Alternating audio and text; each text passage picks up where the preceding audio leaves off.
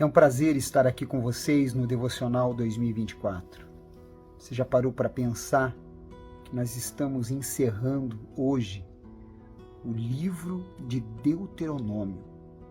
E não só o livro de Deuteronômio, mas o Pentateuco, os 5 primeiros livros da Bíblia que foram inspirados por Deus para dirigir o início, as leis, para direcionar os filhos de Israel, tudo isso através de Moisés e antes de Moisés, aqueles que já mencionamos aqui nas nossas meditações.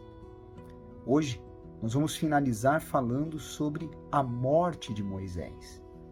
E eu tenho certeza que você está se beneficiando muito através deste devocional. Por isso, comente, deixe aí o seu like, a sua curtida e, é claro, principalmente, compartilhar com o maior número de pessoas para alcançar aqueles que Deus separou.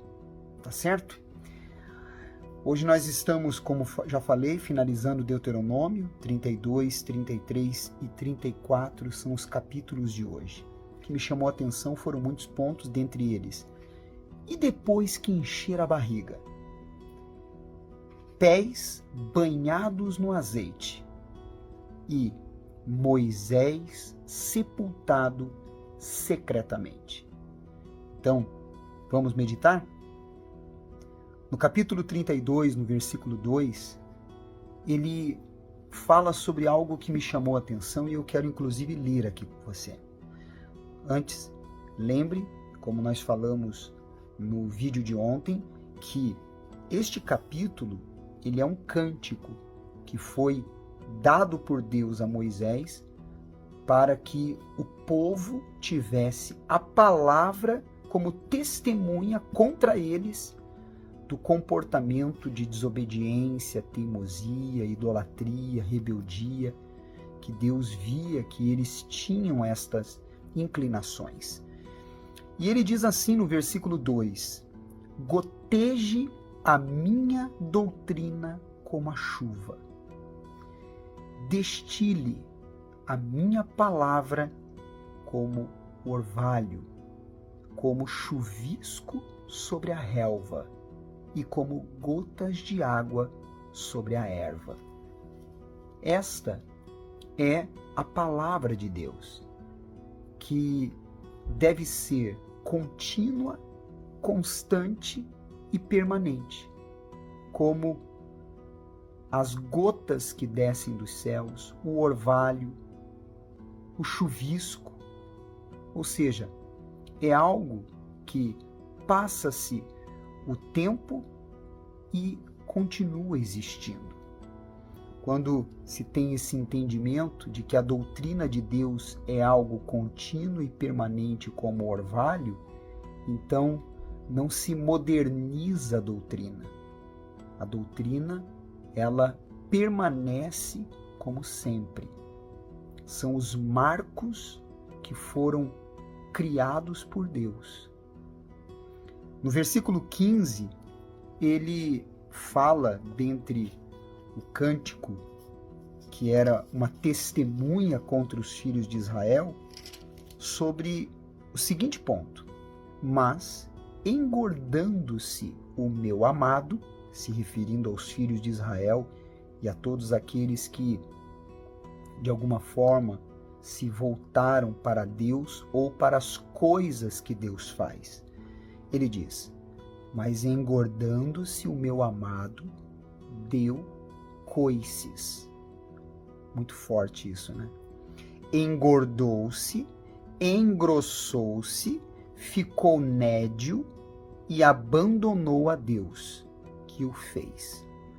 Desprezou a rocha, rocha com letra maiúscula, se referindo ao Senhor Deus, ao Senhor Jesus, no nosso caso, a rocha da sua salvação.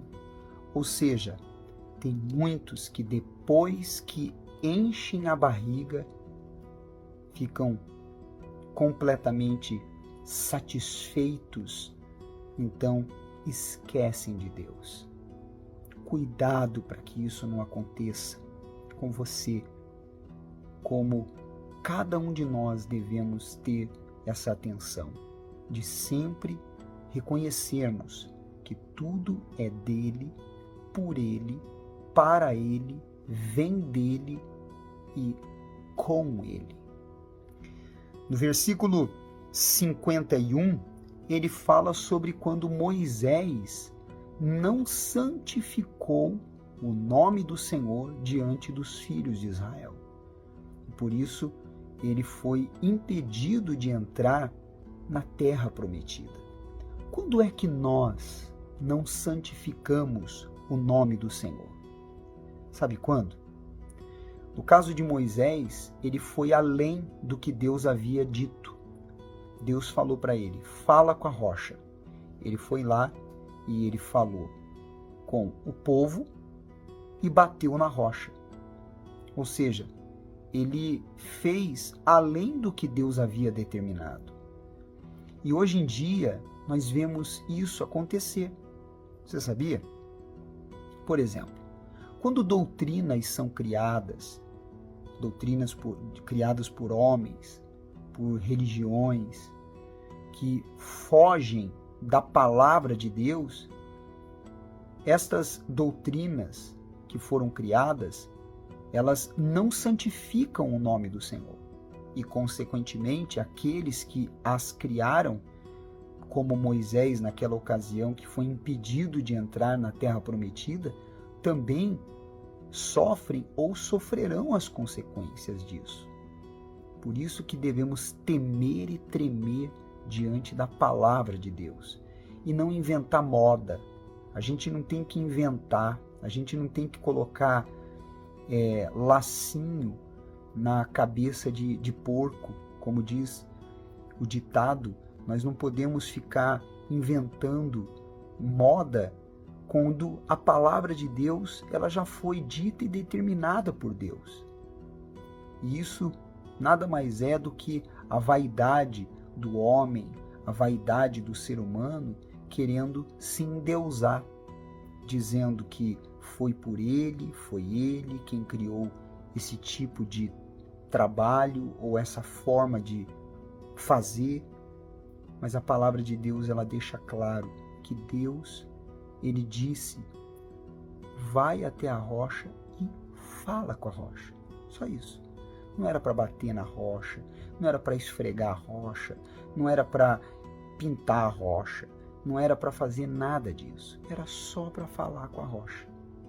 Então, que cada um de nós vivamos este evangelho puro e simples.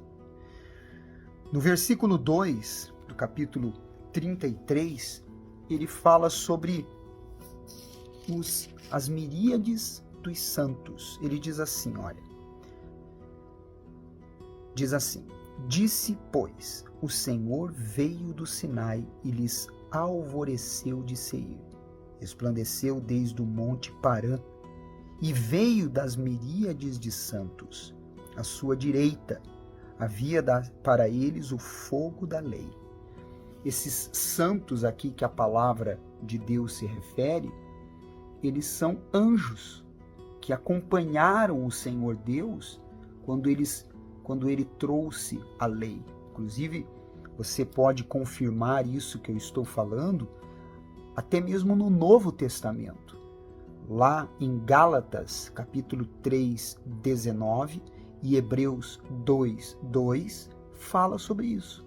Sobre os santos, que são os anjos, os santos anjos, que acompanharam o Senhor Deus quando foram trazidas as leis. No versículo 34, ele fala sobre os pés banhados de azeite. Os pés banhados de azeite, que na ocasião foi uma profecia que foi lançada e enviada a Aser, ou Aser, uma das tribos de Israel. Esses pés banhados de azeite, eles simbolizavam duas coisas, e até mesmo nos dias de hoje. Prosperidade, lembre que as pessoas naquela época andavam muito de sandálias, então os pés ficavam ressecados, então quando a pessoa tinha uma prosperidade, ela untava os seus pés, então os pés ficavam hidratados, então representa prosperidade, e também representam pés guiados pelo Espírito. Os nossos pés, eles devem ser guiados pelo Espírito Santo para nos conduzir nas nossas decisões, escolhas, atitudes, comportamentos, principalmente nos conduzindo ao céu. Então, que os nossos pés sejam banhados de azeite, para mostrar a este mundo um Deus que é dono do ouro e da prata, através da prosperidade e também através do nosso comportamento caminhando em direção ao céu. No versículo 29, nós vemos Deus falando sobre um povo que era tão desobediente, mas era abençoado. Por quê? Deixa eu ler para você. Olha só. Diz assim: Feliz és tu, ó Israel. Quem é como tu? Povo salvo pelo Senhor, escudo que te socorre, espada que te dá alteza.